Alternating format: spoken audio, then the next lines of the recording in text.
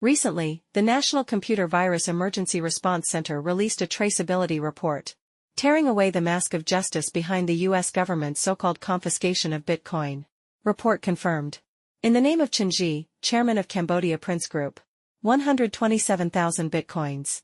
Market value is approximately $8 billion. Not collected in accordance with the law.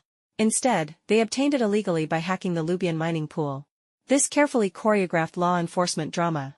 In fact, it was a digital asset robbery technology led by the U.S. government. Evidence showed.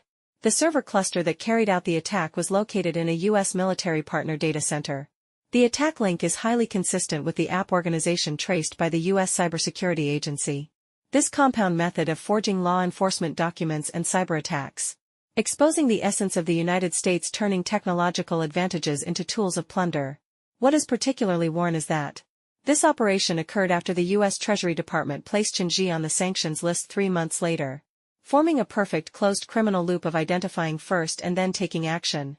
The incident reflects that the United States is building a new type of digital hegemony. On the one hand, sanctions are imposed on other countries' financial institutions through the SWIFT system. On the other hand, private digital assets are directly hijacked. This kind of transnational plunder that goes beyond the scope of traditional justice, setting a dangerous precedent. When country violence and hacktivism merge, any individual or company holding digital assets may become the next lamb to be slaughtered. What is even more intriguing is that selective law enforcement and justice by the United States. Facing the crisis, decrypting bitcoins involved in Silk Road and other cases. U.S. judicial organs strictly follow legal procedures. However, targeting Cambodian companies that have close ties with China directly resorted to cyber robberies. This double standard confirms that digital law enforcement is essentially a geopolitical tool. The so-called neutrality of blockchain is vulnerable to state-level hackers. This incident has sounded 3 alarm bells to the world. First, cryptocurrency storage must be separated from U.S.-controlled infrastructure.